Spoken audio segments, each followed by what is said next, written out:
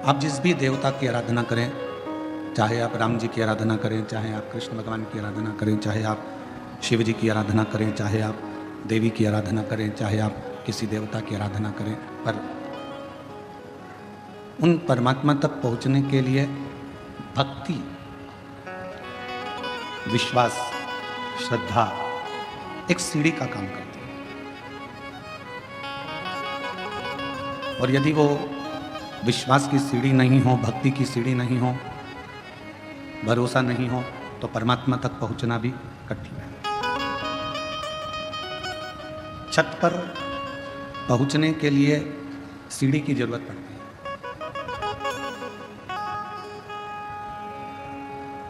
छत तक पहुंचने के लिए एक सीढ़ी की जरूरत पड़ेगी, पर परमात्मा तक पहुंचने के लिए सीढ़ी की नहीं, भगवान की अविरल भक्ति की जरूरत पड़ती है।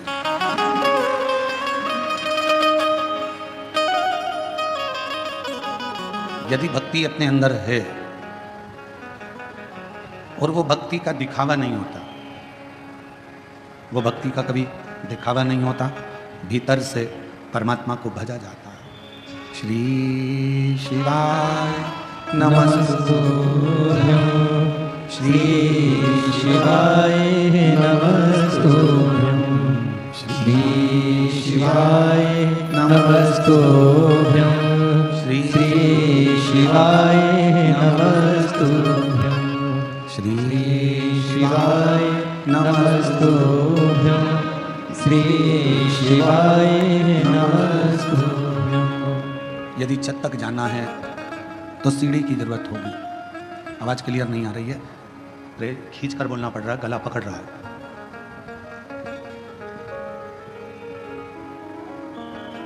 छत तक जाने के लिए केवल सीढ़ी ही चाहिए, पर अगर भगवान तक पहुंचना है, परमात्मा के चरणारविंद तक पहुंचना है, तो सीढ़ी की जरूरत नहीं, भक्ति की जरूरत पड़ेगी। और वो भक्ति क्या?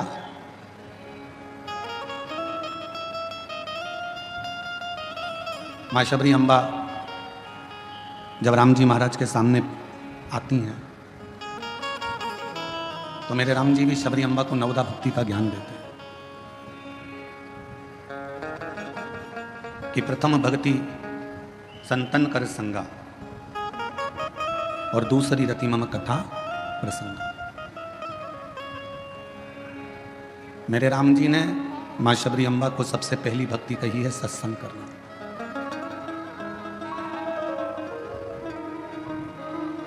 कहाँ द्वारका के राजा भगवान कृष्ण और कहाँ विदर्भ देश की महारानी राजकुमारी रुक्मिणी।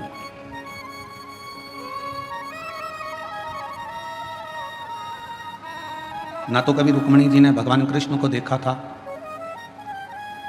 ना कभी रुक्मिणी जी भगवान कृष्ण से मिली थी, ना कभी रुक्मिणी जी ने भगवान कृष्ण से मुलाकात की थी, ना रुक्मिणी जी ने भगवान कृष्ण का चेहरा देखा था, ना रुक्मिणी जी ने भगवान कृष्ण से कभी बात की थी, ना कभी मिलना हुआ, ना कभी देखना हुआ, ना कभी मुलाकात हुई।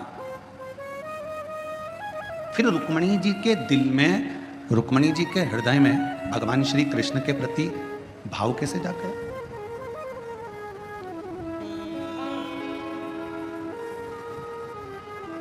सब्जी लेने जाते हो कभी कभी? उत्तर तो जरा जम के तो बोलो, जाते हो? जाकर पूछते हो सब्जी का भाव? अरे बोलो तो, क्यों भैया बैंगन क्या भाव है? क्यों भैया शक्कर क्या भाव है? क्यों भैया चने की दाल क्या भाव है? क्यों भैया अरहर की दाल क्या भाव है? सब्जी बिना भाव के नहीं मिलती, किराना बिना भाव के नहीं मिलता, फ्रिज बिना भाव के नहीं मिलता, सोना हीरा चांदी बिना भाव के नहीं मिलती, तो भगवान बिना भाव के कैसे मिल सकते हैं? वो बिना भाव के कैसे मिले?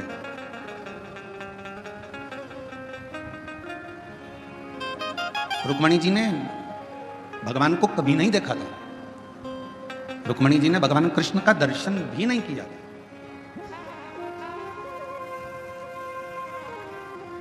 ना मुलाकात की, ना दर्शन किया, ना मिले, ना देखा, कुछ भी नहीं। फिर रुक्मणी जी के दिल में भगवान कृष्ण के प्रति इतना प्यार, इतना प्रेम कैसे प्रकट हुआ?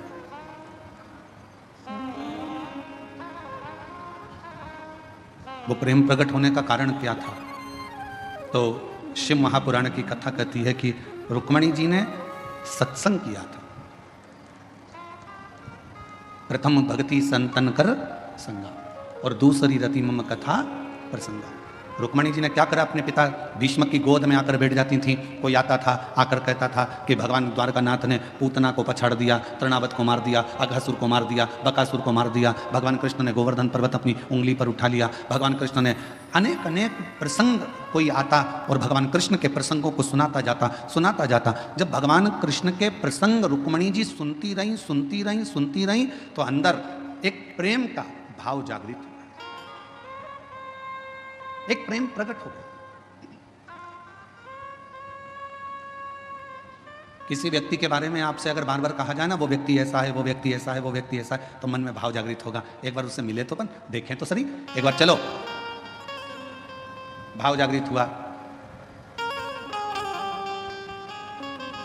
कल हम विशाल संचेती जी से कह रहे थे कि विशाल जी, आप 2-4 बार तो कुबेरेश्वर धाम आ गए होगे। तो विशाल संचेती जी कह रहे थे, नहीं गुरु जी, 2-4 बार नहीं, ना जाने कुबेरेश्वर धाम पर क्या है, मैं 8 से 10 बार कुबेरेश्वर धाम पहुंच गया, बाबा के धाम पर।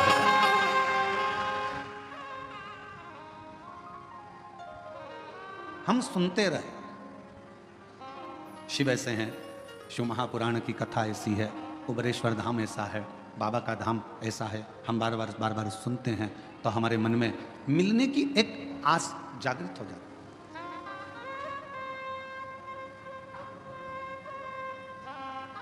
लड़का लड़की से शादी करने को तैयार नहीं था। लड़के ने सोचा था अभी मैं पढ़ाई करूंगा, अभी शादी वादी नहीं करूंगा। पर लड़के की बहन ने, लड़के की माँ ने, लड़के के रिश्तेदारों ने लड़की की खूबियां बताना प्रारंभ करी। इतनी बढ़िया है, ऐसी है, इतनी जोरदार, लंबे लंबे बाल हैं, बड़े बड़े आँख है, उसके सिर पर बिंदी अच्छी लगती है, पढ़ी लिखी है, उसने ये एजुकेशन करा है, ये कोचिंग करी है, ये जानती है, सिलाई जानती है, कढ़ाई जानती है, बनाई जानती, सब जानती है, उसको सब आता है। तो लड़के के मन में आया, जब इतनी तारीफ कर रहे हैं तो एक बार जरा मिलने में जाता क्या? मिले तो सर। जब लड़की से मिलना हुआ, उसने देखा कि जो घर के लोगों ने कहा था बिल्कुल वैसा ही है, पढ़ी लिखी भी है, मेरे लायक भी है, तो लड़के ने हाँ भर दिया। लड़की से कहा गया तू एक बार मिल तो सही, लड़का ऐसा है, वैसा है, ये है, वो है, तो उसने कहा मिलते हैं।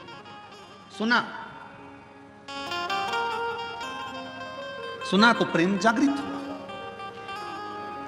अब आप लोग क्या कर रहे हो? शिव महापुराण की कथा को सुन रहे हो। किसका चरित्र सुन रहे हो? देवादिदेव महादेव का, भगवान शंकर का। जब शिव जी का इतना चरित्र तुम बेजापुर में सुन लिए, कहीं तुम छत्रपति संभाजी नगर सुन लिए, तुम नासिक में सुन लिए, तुम मालेगांव सुन लिए, जब तुम बार बार शंकर जी का चरित्र सुनते जाओगे तो अंदर से उससे मिलने की तमन्ना बढ़ती चली जाएगी। एक बार जरा शंकर जी से मिलूं तो सही, कि उनकी कथा इतनी सुंदर है तो वो कितना सुंदर होगा, ये विचारणीय बात है।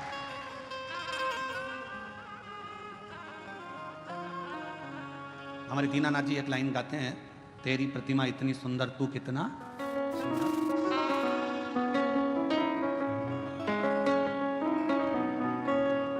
जिसकी रचना इतनी सुंदर, वो कितना सुंदर होगा, वो कितना सुंदर होगा। जरा विचार करिए, उसकी केवल कथा सुनिए, केवल कथा।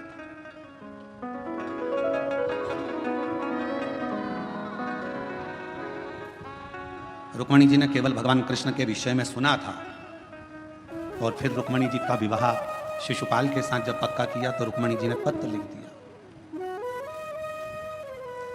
इस सतगुरु मेरो संदेश हरि से जा सुना दे, मेरी नैया पड़ी है मझधार, गुरु जी उसे पार लगा देना।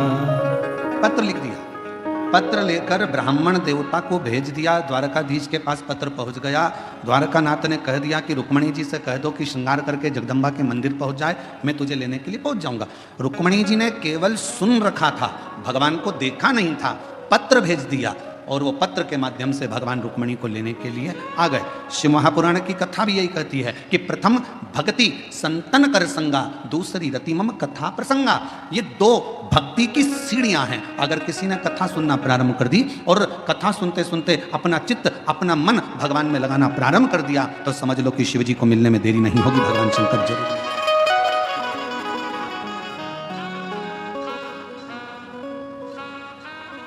और शंभु शरण पड़ी मांगो घड़ी रे घड़ी, दुख आटो दया करीने दर्शन आपो।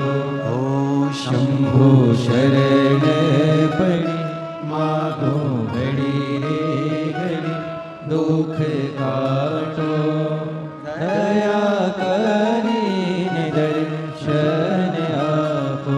केवल कथा को सुनते सुनते भगवान का भजन करते करते करते करते आप उसके करीब में पहुंच गए।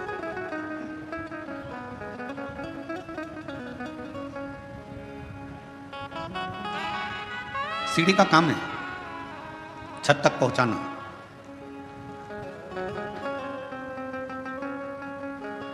भगवान की कथा का काम है आपको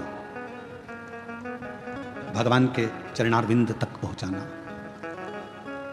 सीढ़ी केवल आपको छत तक पहुंचाएगी, पर भगवान की कथा आपको भगवान के चरणारविंद तक पहुंचाकर ही रहेगी, परमात्मा तक पहुंचाएगी।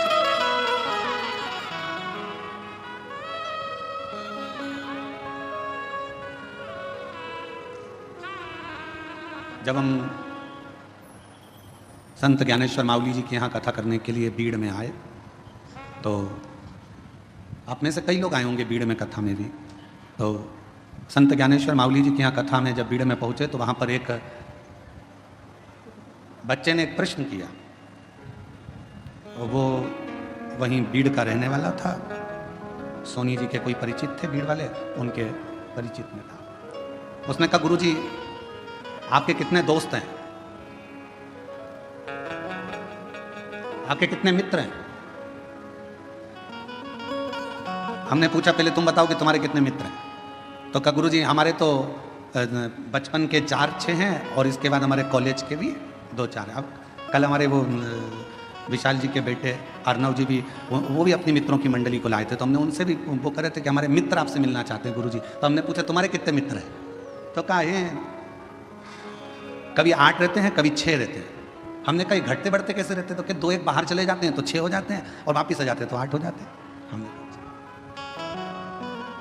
अब बीड़ में संत ज्ञानेश्वर मावली जी के यहाँ जब कथा करने के लिए पहुंचे, बीड़ में महादेव महाराज जब कथा कराए, तो वहां पर एक प्रश्न बीड़ के एक बच्चे ने पूछा कि आपके मित्र कितने, आपके दोस्त कितने?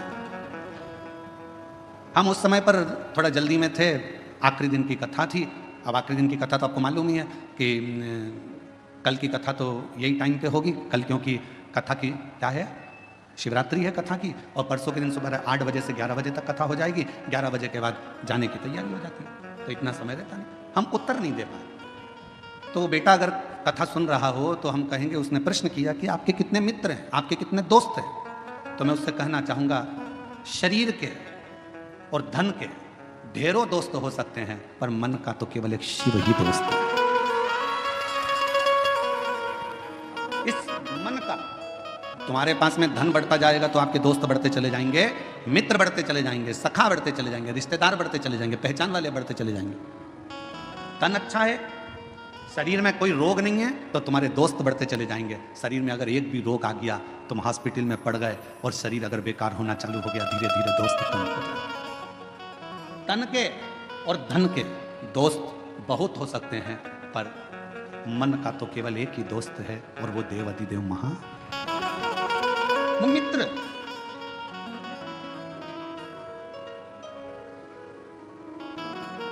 तन के और धन के दोस्त भले तुमको निभाए ना निभाए, तन का मित्र भले तुम्हें निभाए ना निभाए, धन का मित्र तुम्हें निभाए कि ना निभाए, पर मन का जो मित्र होता है, जैसे भगवान कृष्ण के मित्र थे सुदामा।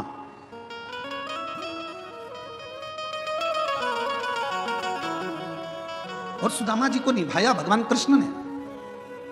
भगवान राम जी के मित्र थे निषाद राज, और निभाया भगवान राम ने।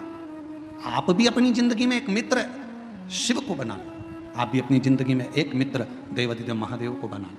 और अगर शिव तुम्हारे मित्र बन गए तो ये निश्चित है कि तुम निभाओ कि ना निभाओ, पर मेरा देवादिदेव महादेव तुमको निभाता जरूर। शंभु शरणे पड़ी मांगो घड़ी रे घड़ी, दुख काटो दया करीने दर्शन आपो।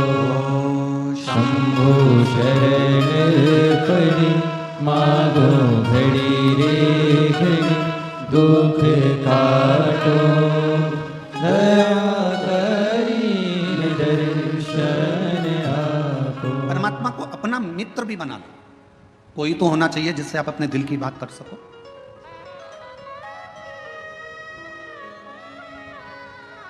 और तुम निभाओ ना निभाओ, वो निभाना जानता है।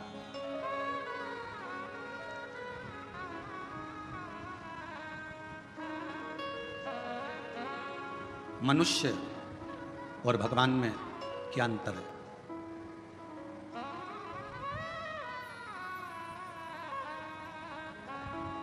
मनुष्य और भगवान में क्या अंतर है? मानव में और परमात्मा में क्या अंतर है? शिव महापुराण की कथा कहती है मनुष्य और भगवान में एक सबसे बड़ा अंतर यह है कि भगवान गलती नहीं करता और मनुष्य गलती पर गलती करता ही रहता है।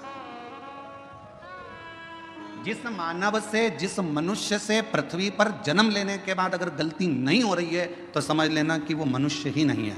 मानव का शरीर गलती का पुतला होता है। इसमें थोड़ी थोड़ी गलतियां तो जीवन में मानव के शरीर में होती ही रहती है। सास बहू को चिल्ला कर कह दे तूने फिर गलती कर दी, बहू को कह देना चाहिए मम्मी मनुष्य होना, इंसान होना तो गलती तो होगी। और आप अगर भगवान होना सासू जी तो माफ करना चालू कर दो। मैं इंसान हूं, आप भगवान हो, माफ कर दो। आप अगर भगवान हो तो माफ कर दो। और अगर आप भी इंसान हो, आप भी जब बहू बनकर आई थी, जो गलती मैं कर रही हूं आपने भी अपने बहू के जमाने में करी होगी। हो सकता है मैं सोकर लेट उठ रही हूं तो जब तुम नहीं आई थी ना मम्मी, तब तुम भी हो सकता है कि लेट उठती होगी। भगवान हो तो माफ करना सीखो। और अगर मैं जैसी हूं, मैं भी एक गलती का पुतला हूं, आप भी गलती का पुतला हो। गलती मनुष्य से होती है, मेरे से भी गलती हुई है, आपसे भी गलती हुई है, तो अपन एक जैसे हैं। इसलिए अपनी जिंदगी में परमात्मा के भरोसे छोड़ते चलो। जो गलतियां हैं वो परमात्मा माफ करता रहेगा। आप अपने जीवन को जीते चलो, जीवन जियो। कोई तुमसे कह दे मैं गलती नहीं करता तो उसके पांव पड़ लेना, तुम तो भगवान हो जी, तुम तो भगवान हो। तुम ही में सब कुछ दिखता है। तुम ही राम हो, तुम ही कृष्ण हो, तुम ही शिव हो, तुम ही जगदम्बा हो। जो कहे तुमसे कि मैंने जिंदगी में कोई गलती नहीं करी, समझ लेना उसको पांव पकड़ कर कह देना कि तुम भगवान हो। परंतु हम तो इंसान हैं, आज भी गलती कर रहे हैं और आगे भी गलती करेंगे, क्योंकि मनुष्य का शरीर मिला है ये पूर्ण परमात्मा बनने के लिए नहीं मिला, इंसान को इंसान बनने के लिए मिला। मेहनत करोगे, परिश्रम करोगे, उन्नति की सीढ़ी पर चढ़ोगे, आगे बढ़ोगे तो कोई ना कोई गलती हो जाएगी, ठोकर लगेगी तो संभलोगे।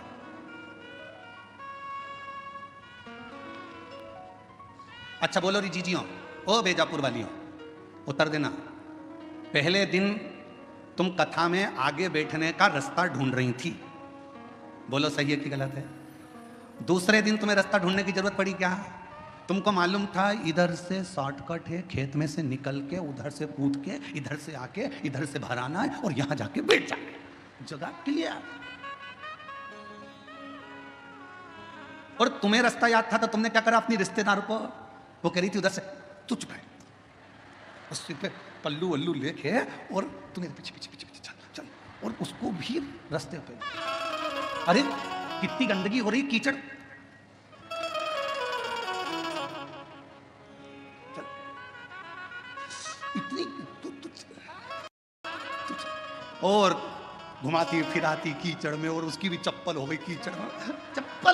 चप्पल को जानते चूल्हा में, तू चल, और चप्पल रख ली झोला में और कथा में आगे लाकर बिठा दिया। जब दोनों चली तो फिर सहेली ने कहा कितनी जोरदार जगह मिल गई थी ना बैठने के लिए, इतनी अच्छी जगह, ये तो सोचा ही था। अब चप्पल, तो जैसे ही कथा पूरी हुई रोड पे निकली और निकलते सी पानी की बोतल में चप्पल घिस घुसा के तैयार करके पाँव में पहन के फिर पल्लू।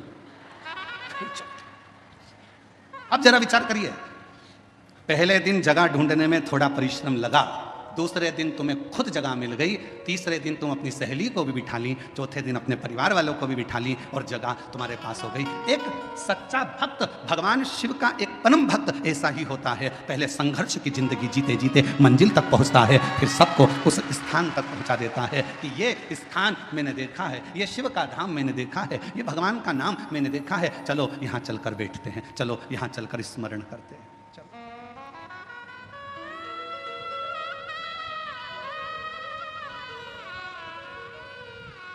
कथा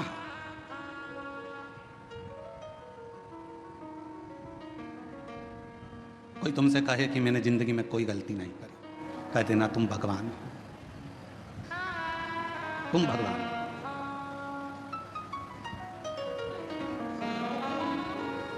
और तुम गलती नहीं करे हो, तुम भगवान हो सकते हो, पर मैं तो इंसान हूं, मनुष्य।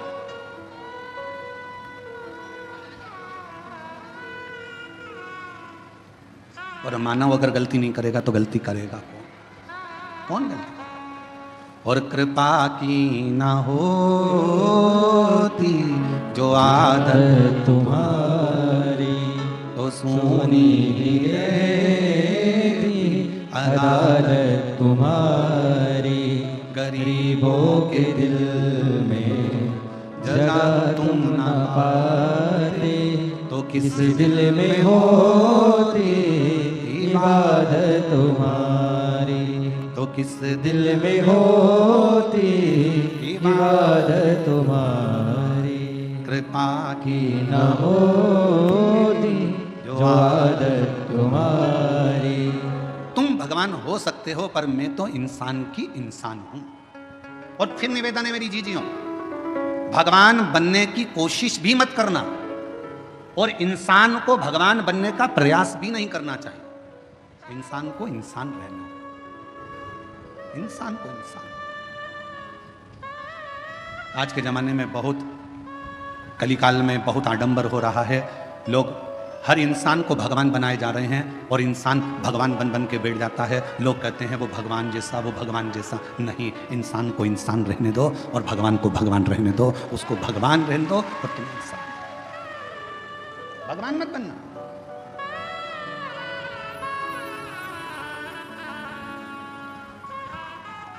इंसान, उसे इंसान। गलती हो रही है, एक बार होगी, दो बार होगी, धीरे धीरे संभलते जाओगे, समझ उसका काम है क्षमा करना और तुम्हारा काम है गलती करना। करो, गलती नहीं करोगे तो संभलोगे कैसे?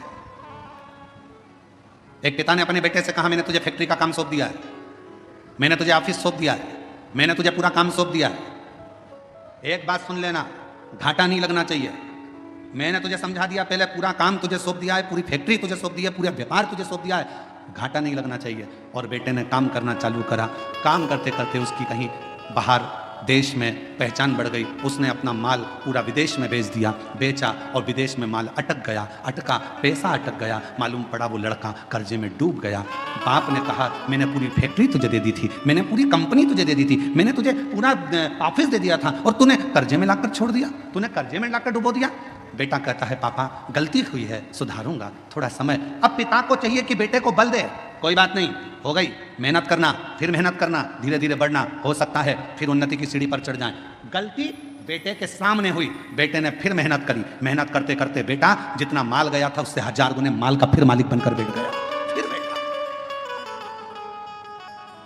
और अब वो बेटा गलती नहीं करता। क्यों? क्योंकि पहले माल भेजने में गलती हो गई थी, पहले ऐसे गलती हो गई थी, अब नहीं होगी। किसी किसी को तो भगवान भी पृथ्वी पर जन्म देने के बाद सोचता है, इसको तो भेजना ही नहीं था तो अच्छा था। मालूम क्या था कि इतनी निंदा, इतनी बुराई, इतनी चुगली, इतने अपशब्द, इतनी गाली, इतना आड़ा टेढ़ा बोलेगी, इतना अपशब्द बोलेगा, ऐसा रहेगा, दिन भर बेकार काम करेगा, लोगों का दिल दुखाएगा। तो भगवान भी सोचता है इसको एक बार तो जन्म दे दिया, अगली बार नहीं भेजना इसको, चाहे कुछ भी हो जाए, इसको 94 तरह के नरकों में पटक देना, पर पृथ्वी पर मत भेजना इसको। इतना झूठ, इतना छल, इतना प्रपंच, इतने गलत शब्द, इतना अपशब्द, इसको पृथ्वी पर मत भेजना। अब भेज दिया।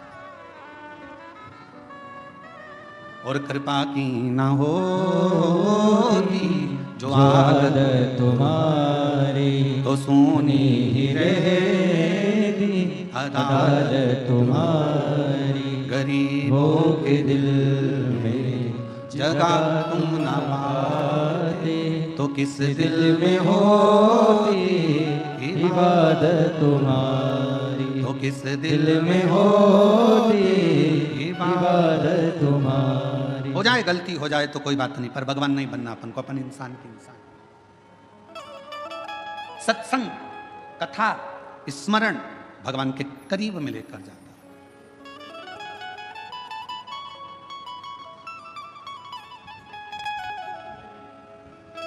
तो ले गया। भागीरथ जी ने 60,000 काकाओं के उद्धार के लिए गंगा को पृथ्वी पर लाने के लिए तप करा। भागीरथ गंगा पृथ्वी पर आती नहीं है। क्यों? क्योंकि मैं अगर पृथ्वी पर चली गई तो पाताल में चली जाऊंगी, गंगा को झेलने वाला, गंगा को संभालने वाला कोई कोई गंगा पृथ्वी पर नहीं आ रही। भागीरथ जी ने फिर तप करा, फिर साधना करी, फिर उपासना करी, और भागीरथ बाबा ने फिर निवेदन करा गंगा जी से कि आपको पृथ्वी पर आओ, पृथ्वी पर आओ। गंगा जी मना करती हैं, मैं नहीं, मुझे संभालने वाला भी तो कोई चाहिए। भागीरथ जी ने पूछा कि आप पृथ्वी पर नहीं आओगी तो मेरे काकाओं का उद्धार कैसे होगा, मैं क्या करूं कि आप पृथ्वी पर आ जाओ। तो गंगा मैया ने भागीरथ जी से कहा कि एक बार किसी सदगुरु की शरणागति में बैठकर थोड़ा सा सत्संग कर लो, तुम्हें कोई ना कोई तो राह मिल जाएगी। भागीरथ बाबा गुरु बाबा के पास जाकर बैठ गए। गंगा आने को तैयार है, पर मैंने गंगा मैया कह रही है कि मुझे झेलेगा कौन, मैं किससे प्रार्थना करूं। तो संत सतगुरु ने कह दिया कि सत्संग में बैठे हो, इतना याद रखना कि गंगा को झेलने के लिए एक ही है जो झेल सकता है। वो कौन? तो कहा गंगा को झेलने के लिए जिसने अपने पूरी तप और साधना को पूरी जिंदगी में करता रहा हो, वही गंगा को झेल सकता है। और वो देव अधिदेव महादेव है जो गंगा को अपने मस्तक पर झेल सकता है। इसके सिवा कोई गंगा को झेल पाए, ये किसी के बस की बात नहीं है।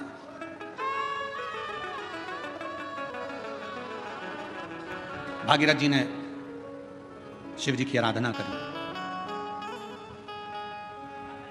बाबा भोलेनाथ जी से विनय करा।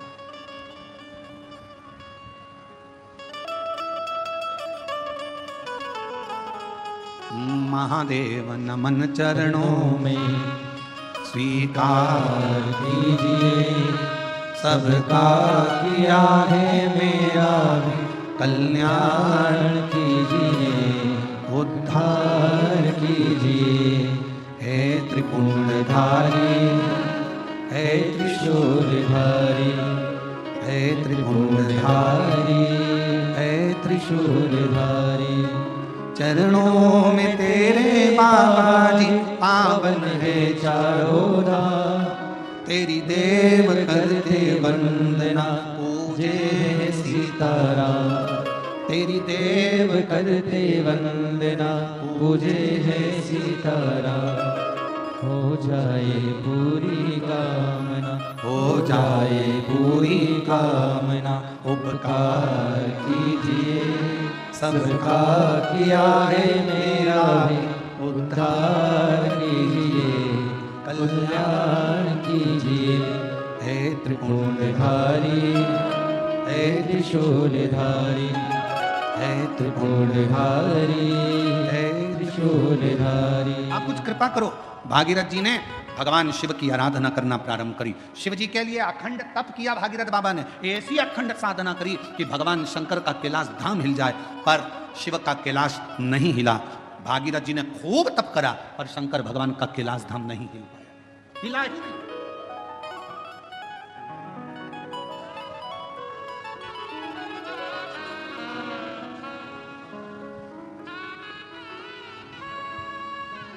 शिव जी तुम्हारे तप से, शिव जी तुम्हारी साधना से, शिव जी तुम्हारी तपस्या से जितनी जल्दी प्रसन्न नहीं होते, शिव जी उतनी जल्दी एक लोटे जल से प्रसन्न हो जाते हैं।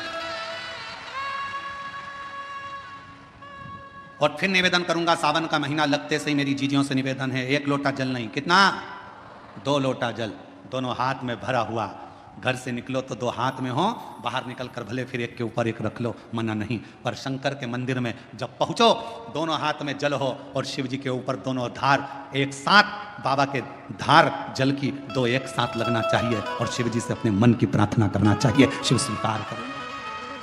भागीरथ जी ने तप करा, शिव जी का कैलाश नहीं हिला, साधना करी, शिव जी का कैलाश नहीं हिला, तप साधना से शिव का धाम नहीं हिला, क्योंकि शिव तप से, शिव साधना से, शिव तपस्या से, शिव तुम्हारी साधना से जितनी जल्दी प्रसन्न नहीं होते, तप से जितनी जल्दी प्रसन्न नहीं होते, भगवान शंकर तुम्हारी यार साधना से जितनी जल्दी प्रसन्न नहीं होते, मेरा देव अधिदेव महादेव उतनी जल्दी एक लोटा जल से प्रसन्न हो जाता है। एक लोटा जल सारी समस्या का हल, जम के बोलो जरा, एक लोटा जल। ये भगवान शिव को प्रसन्न करने का सबसे सुंदर तरीका। तुम शिव जी को चिरौंजी का भोग लगाओ ना लगाओ, खड़ी शक्कर लगाओ ना लगाओ, तुम शंकर भगवान को बेलपत्र चढ़ाओ ना चढ़ाओ, तुम शिव जी को कुछ दो चाहे ना दो, भगवान शंकर को तुम श्रीफल दो चाहे मत दो, पर शिव जी को केवल एक लोटा जल दे।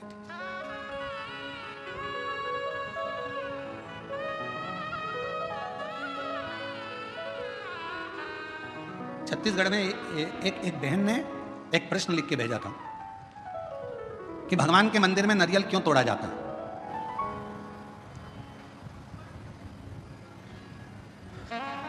छत्तीसगढ़ का प्रश्न है, मुझे उम्मीद है महाराष्ट्र की जीजियां उत्तर दे देंगी। मेरे जीजा उन भी बोल सकते हैं, भगवान के मंदिर में नारियल क्यों तोड़ा जाता है। तो छत्तीसगढ़ के निकुंभ का यह प्रश्न था, क्यों तोड़ते हैं भगवान के मंदिर में नारियल, क्यों तोड़ा जाता है, क्यों तोड़ा जाता है। भाई कहा तो कहा भगवान को प्रसन्न करने के लिए, पर हमसे अगर हमारे हम अब इस जगह पर हम हमारे शिव पुराण की बात नहीं कर रहे हैं, हम हमारे दिल की बात कर रहे हैं, हमारे मन की बात कर रहे हैं।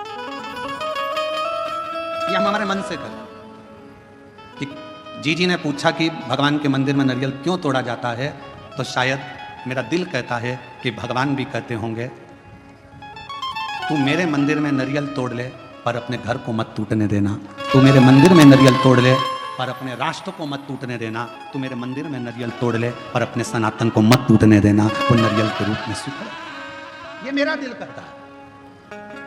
किसी को गलत लगे तो मैं क्षमा चाहता हूं इस बात के लिए, पर मेरा मन कहता है कि मेरा शिव कहता होगा, मेरे राम कहते होंगे, मेरे हनुमान कहते होंगे, मेरे भगवान कहते होंगे कि मेरे सामने तू नारियल तोड़ ले पर अपना घर मत टूटने देना, मेरे सामने तू नारियल तोड़ ले पर सनातन धर्म मत टूटने देना, मेरे सामने नारियल तोड़ ले पर हिंदू धर्म मत टूटने देना, और मेरे सामने नारियल तोड़ ले पर मेरे राष्ट्र को मत टूटने देना। मुझे स्वीकृत है।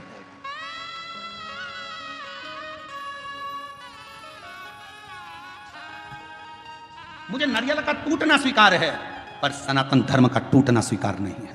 मुझे नारियल का टूटना स्वीकार है पर मेरे हिंदू धर्म का टूटना स्वीकार नहीं है। मुझे नारियल का टूटना स्वीकार है पर अपने भारतवर्ष को टूटना स्वीकार नहीं है। मुझे ये चलेगा। तो मेरा दिल कहता है कि भगवान, नारियल टूटने का एक क्रम, शुभ कार्य में नारियल क्यों फोड़ा जाता है कि जो भी तकलीफ हो, कोई कष्ट हो, मेरा बाबा स्वीकार करना, ये हमने इसको दे दिया, जो भी था उसको प्रदान कर।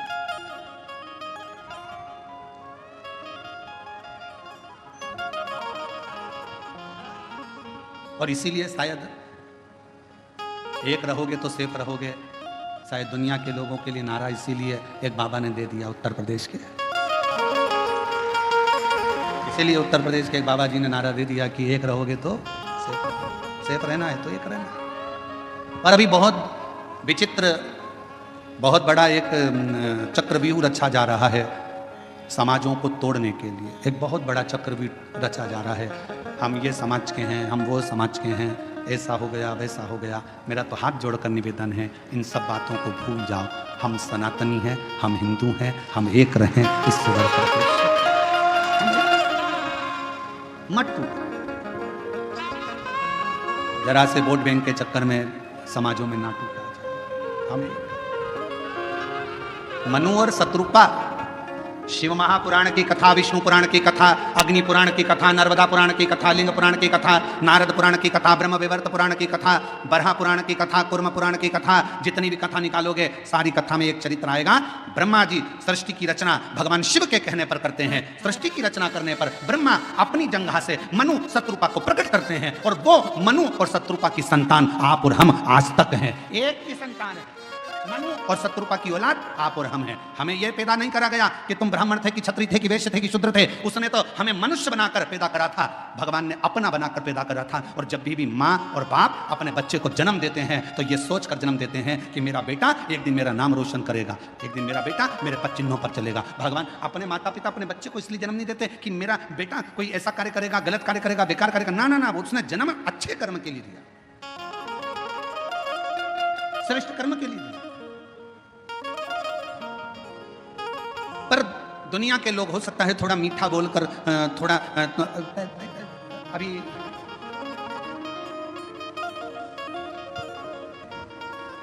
अभी बहुत अच्छे अच्छे फल आ रहे हैं बाजार में, बहुत अच्छे अच्छे आ रहे हैं। उसमें से एक मैंगो आम, जामुन, केला, पपीता, बहुत अच्छे अच्छे फल आ रहे हैं। जाम,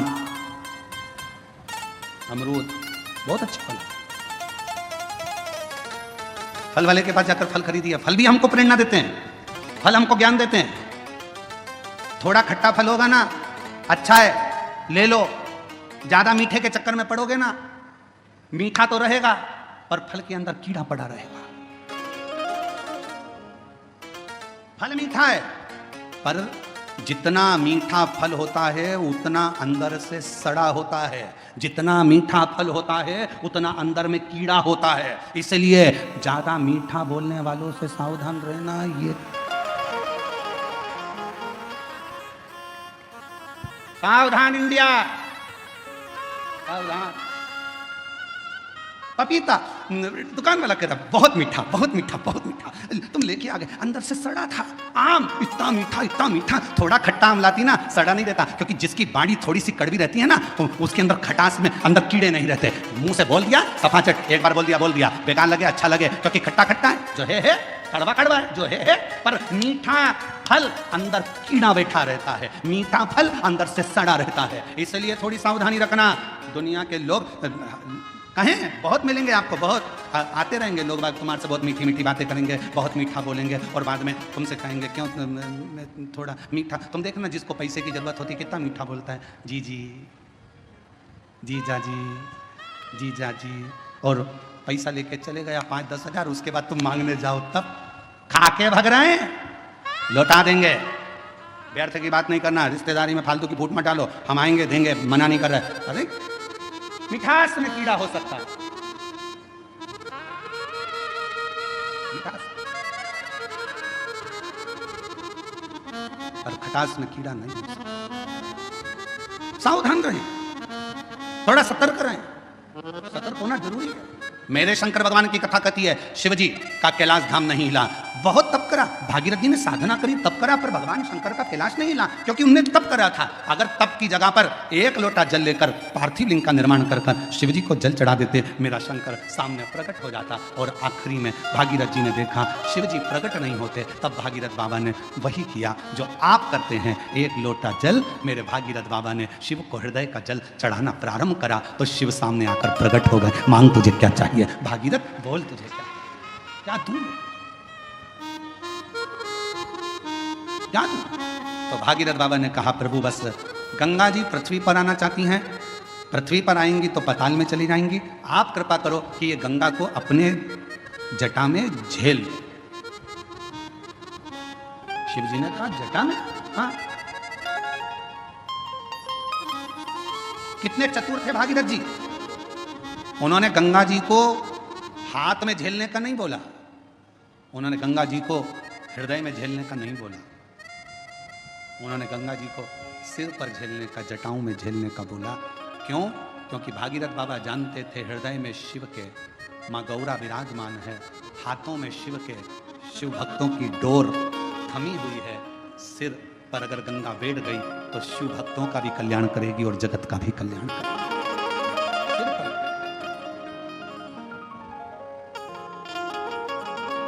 और मैया ओ गंगा मैया, मैया हो गंगा मैया, मैया गंगा मैया, मैया ओ गंगा। मैया। ये जगत का कल्याण करने वाली गंगा, जगत का उद्धार करने वाली गंगा। फिर किसी ने एक बार प्रश्न किया था, क्या शिवजी को गंगा का जल अधिक प्रिय है? शंकर भगवान को गंगा का जल अधिक प्रिय है? तो शिव महापुराण की कथा कहती है, शंकर भगवान को तुम अपने घर का जल चढ़ा दो, शंकर भगवान को तुम्हें जो जल मिले वो चढ़ा दो, क्योंकि शंकर के ऊपर जब जल चढ़ता है, चढ़ते से ही वो जल गंगा जल बन जाता है। अलग से गंगा जल की जरूरत शिव को नहीं, शिव को अलग से गंगा जल की जरूरत नहीं। तुमने चढ़ाया, वो जल अमृत बन गया। हम तो कई बार लोगों से कहते हैं, तुम्हारे बच्चे की तबीयत खराब है, तुम्हारे बच्चे को तकलीफ है, डॉक्टर को दिखाओ। तुम्हारे घर में अगर किसी को तकलीफ है, डॉक्टर को दिखाओ। वो जांच का बोले जांच कराओ, दवाई का बोले दवाई खिलाओ, और उसके साथ एक काम जरूर करो, डॉक्टर का इलाज भी करवाओ, साथ में एक कटोरी में जल लो और जल लेकर भगवान शिव का मंत्र का उच्चारण करो। नमः शिवाय, नमः शिवाय, षडाक्षर मंत्र बोल लो, ओम नमः शिवाय, या त्र्यंबक मंत्र बोल लो, और या त्र्यंबक मंत्र ना तो श्री शिवाय नमस्तुभ्यम मंत्र का जप करते जाओ 108 बार जप कर कर जो जल है वो अपने बच्चे को थोड़ा थोड़ा पिलाना प्रारंभ करो, या उस जल से उस बच्चे के शरीर पर लगाना प्रारंभ करो। वो जल भी सिद्ध हो जाता है मंत्रों की प्रबलता। डॉक्टर को भी दिखाओ, डॉक्टर का भी इलाज करवाओ, दवाई दे दवाई खिलाओ, जांच का बोले जांच कराओ, पर साथ में शिव पर करा हुआ विश्वास, मंत्रों का उच्चारण, शिव तत्व का नाम सुख प्रदान करता है। एक पत्र है, अच्छा है।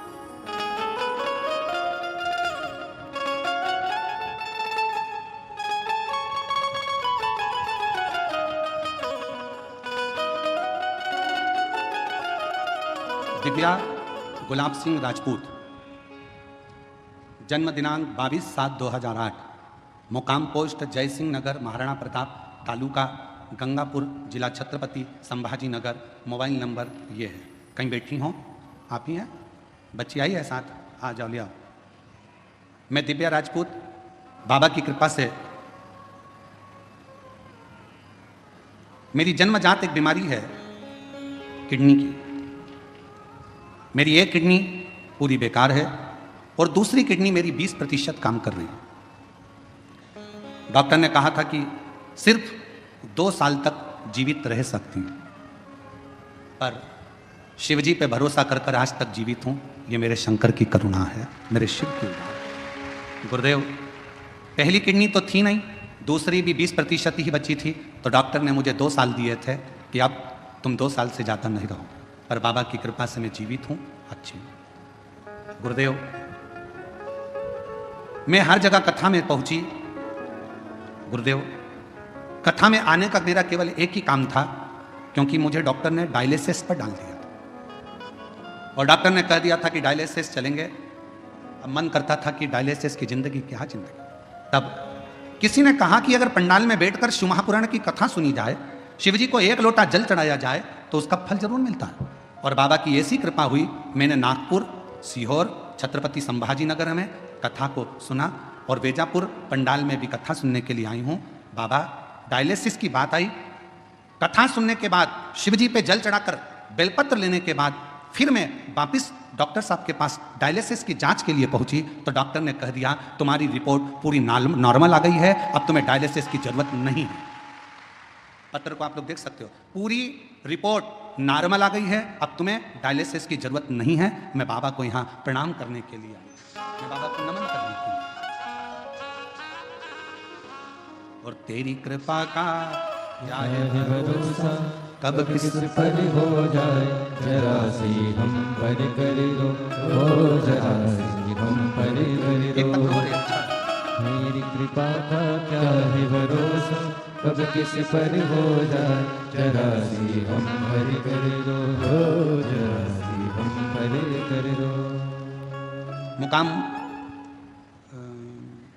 गंगा सागर नामदेव, धूलिया डोंगर गांव, तालुका पाथरी, जिला परभणी, डोंगर गांव में हम रहते थे और डोंगर गांव में रहते रहते हमारे को बच्चे तो हुए पर बच्चे शांत हो गए, जीवित नहीं रहे। गुरुदेव, हम वहाँ रहने के बाद में डॉक्टरों से इलाज करवाते रहे।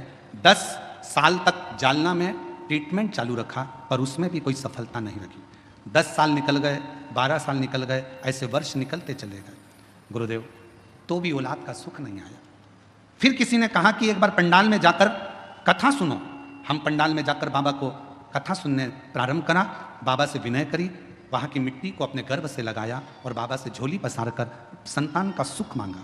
पशुपति व्रत 2 बार करे, सफेद आंकड़े की जड़ का प्रयोग 2 बार करा और बाबा ऐसी कृपा शिव जी ने कर दी कि मेरा गर्भ ठहर गया। गर्भ ठहरा तो बाद में मालूम पड़ा कि मेरे गर्भ में 1 नहीं 2 बच्चे हैं और बाबा की कृपा से गर्भ में 2 बच्चे।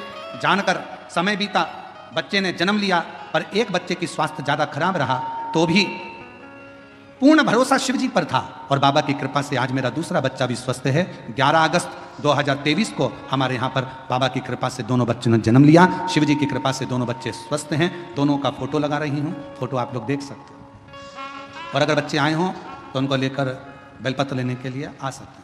तेरी कृपा का भरोसा कब किस पर हो जाए, जरा सी हम पर कर दो, जरा सी हम पर कर दो।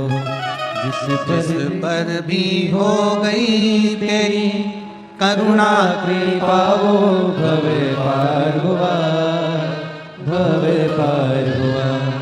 पापी हो चाहे जितना उसका भी बाबा उद्धार हुआ, उद्धार हुआ। जिद अजामिल गणका जैसे तेरे मन को भाई, जरा से हम पर कर दो, जरा से हम पर कर दो। बेटी की एक किडनी तो जन्म से ही नहीं है, दूसरी किडनी 20% खराब हो गई थी। डॉक्टर ने 2 साल जीवित रहने का बोला था।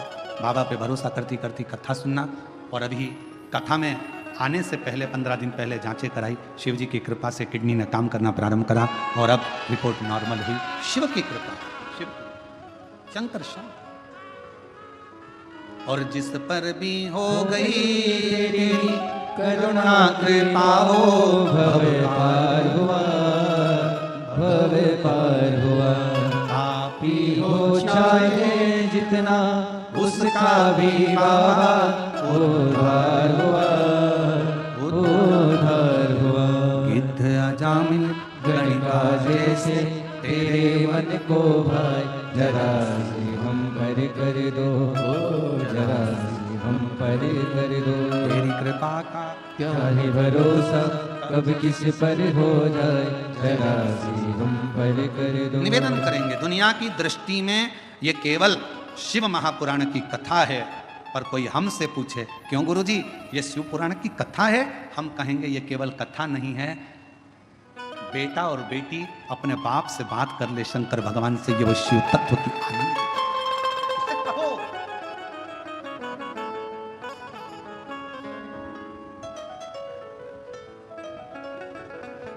आज कथा का 5वां दिन है, कल कथा 6ठे दिन की।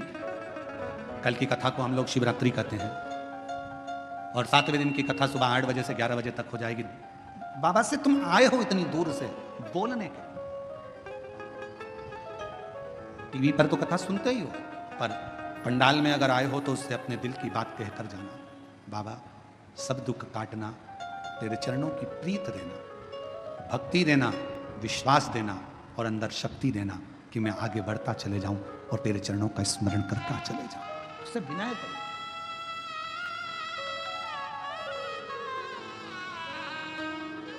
उससे विनय करो, निवेदन करो, सुने।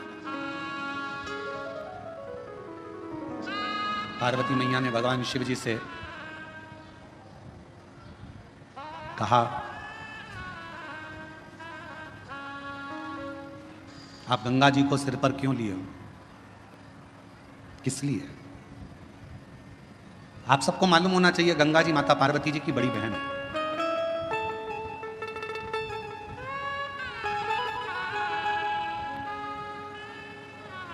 जितना प्रेम माता पार्वती जी भगवान शिव से करती थी, उससे दुगना प्रेम मां गंगा शंकर जी से करती थी। दुगना प्रेम मां गंगा शिव जी से करती है।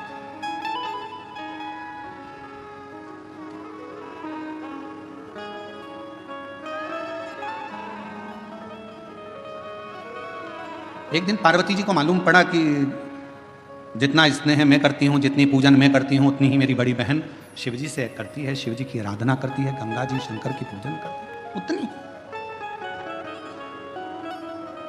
पार्वती जी की सहेली ने पार्वती जी से कहा कि गंगा जी तुम्हारी बड़ी बहन भी शंकर जी को पूजती हैं, पति बनाने के लिए बहुत प्रयास कर रही हैं और शिव जी को पति बनाना चाहती हैं, अनुष्ठान पर अनुष्ठान कर रही हैं, तप साधना कर रही हैं, गंगा जी बहुत पूजन पाठ कर रही हैं, स्मरण कर रही हैं। सहेलियों ने गंगा जी के लिए पार्वती जी के हृदय में कहा तो पार्वती जी के हृदय में थोड़ी सी क्षुब्धता उत्पन्न हुई। पार्वती जी को लगा कि ये तो गंगा जी को नहीं करना चाहिए, तुम एक काम करो, कल अपन एक काम करते हैं, गंगा जी शिव जी से दूर हो जाए उसके लिए एक प्रयास करते हैं। और पार्वती जी की सहेली के कहने पर पार्वती जी की सहेली ने एक रचना रची और पार्वती जी की सहेली ने रचना रखकर कहा कि मैंने सुना है अगर कोई संत निकल कर जाते हैं और उनके ऊपर अगर पानी डाल दिया जाए, पानी का छींटा दे दिया जाए तो संत प्रसन्न होकर वर दे देते हैं। गंगा जी ने कान लगाकर सुन लिया कि ऐसा करने से मुझे शिव मिल सकते हैं। सामने से दुर्वासा बाबा जाते हुए नजर आते, एक संत का जाना होता, गंगा जी का पानी का फेंकना होता और फेंकने पर जैसे ही जल फेंका ऋषिवर को क्रोध आ गया और उन्होंने कह दिया, गंगा तूने एक संत का अपमान करा है, संत का अपमान।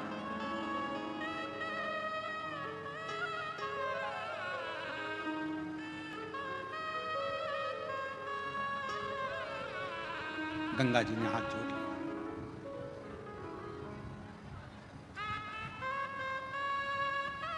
चरणों में मैं प्रणाम करती हूँ, क्षमा करिए, क्षमा करिए, मैं विनय करती हूँ, मुझे क्षमा कर।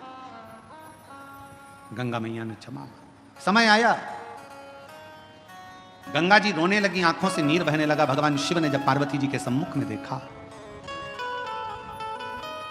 क्योंकि गंगा जी को क्रोध आ रहा था पार्वती जी पर कि पार्वती जी ने मुझे शिव जी से दूर करा, ये अपमान संतों का करवाया तो पार्वती ने करवाया, ये सोच लिया गंगा जी ने। तो गंगा जी बोली, पार्वती तूने मेरे साथ ऐसा करा, मैं तुझे श्राप देने को आतुर होती हूं, पर शिव जी ने रोका, पार्वती मेरी अर्धांगिनी बनेगी, इसको श्राप मत दो। गंगा रुको। गंगा ने कहा, पर मैं भी तो आपको प्रेम करती हूं, मैं भी तो आपको स्नेह करती हूं, तो मैं भी तो चाहती हूं आपको। शिव जी कहे, गंगा तुम चिंता मत करो, मेरी जितनी संतान होगी ना गंगा, सब तुम्हारे ही जल से प्रकट होगी और दुनिया भले अर्धांगिनी मेरी पार्वती होगी, पर गंगा पार्वती अगर मेरे हृदय में रहेगी ना तो गंगा तू मेरे मस्तक पर विराजमान रहेगी। तू चिंता मत कर, तू चिंता ना कर। क्यों चिंता कर? और भगवान शिव, भगवान ओघड़दानी शंकर, भगवान भागीरथ जी के कहने पर गंगा मां को अपने सिर पर लेने को आतुर।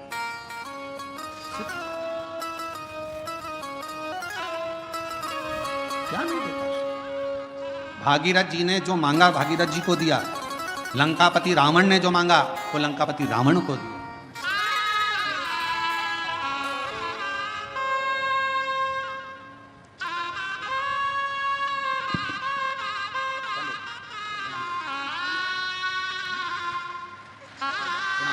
प्रणाम करो, जल्दी प्रणाम करो, हाथ जोड़ो, प्रणाम करो, प्रणाम करो, प्रणाम, चलो जाओ, प्रणाम करो, प्रणाम।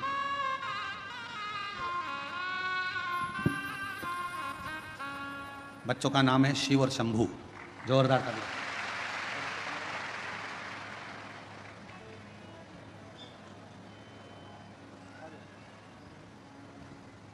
रावण को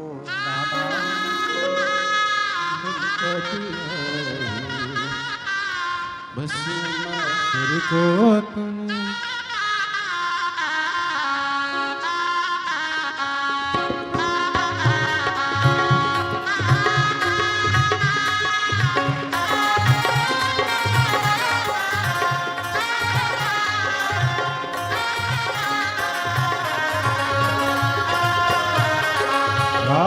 तालियों से देते हो, प्रेम से दोनों हाथों से।